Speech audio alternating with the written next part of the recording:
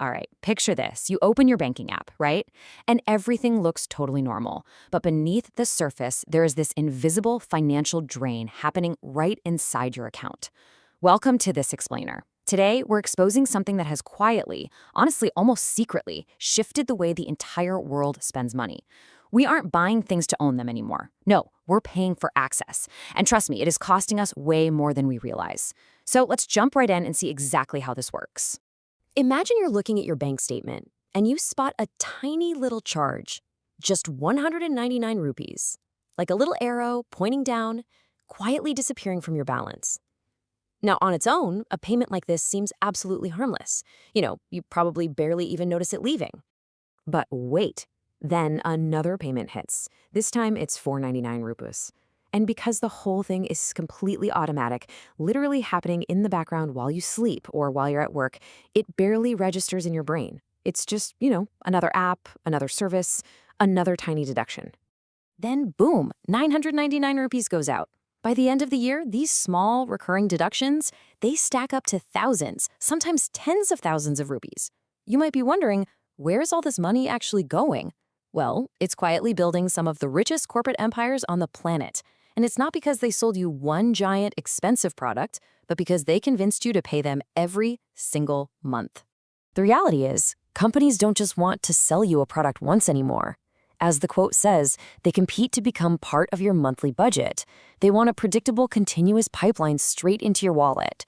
Once they become a permanent line item in your budget, every single renewal is just another step toward massive long-term revenue for them. So let's look at Section 1, the psychology of small payments, and why these tiny fees feel completely invisible to the human brain. Let's look at this comparison. Take a guy named Rahul. He pays 25,000 rupees one time for a product.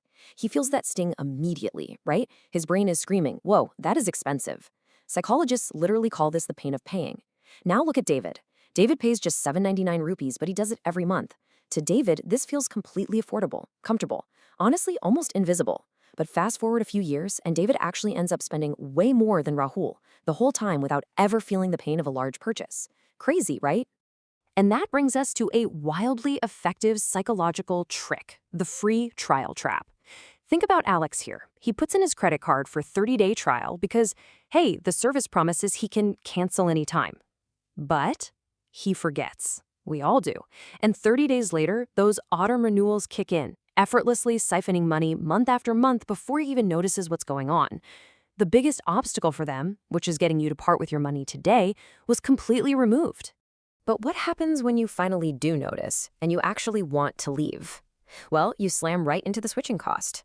And it's not always about the money. It's the habit, the time, or just the sheer inconvenience of it all. Think about your personalized music playlists, your saved files, the algorithms that know exactly what you like. The longer you stay, the more your data ties you to that app. It makes the simple act of canceling feel like this exhausting mountain of work. Starting over just feels way too inconvenient.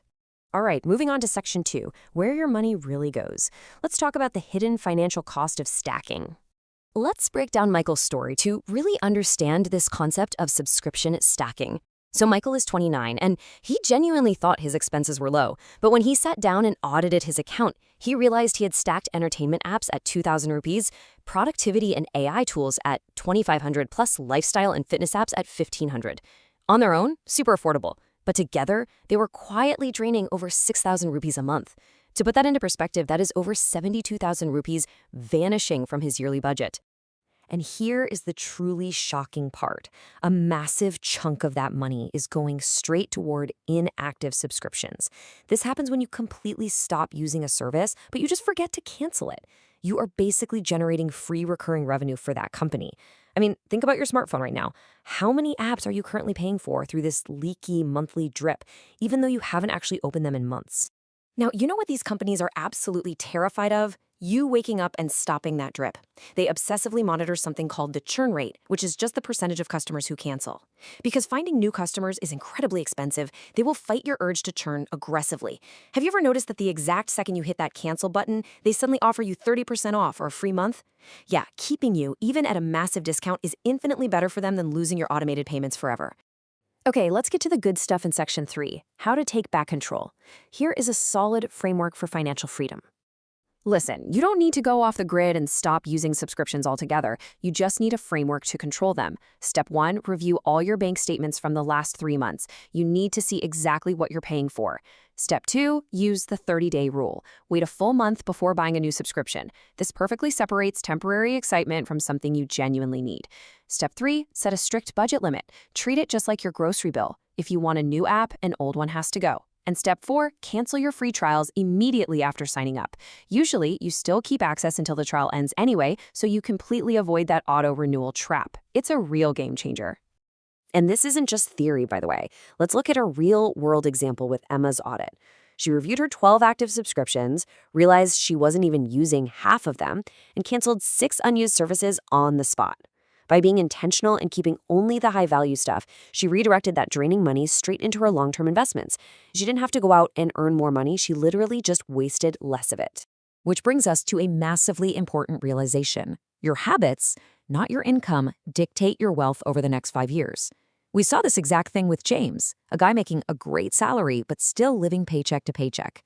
Financial freedom isn't about avoiding all expenses or deleting every single app that brings you joy. It is about spending with absolute intention.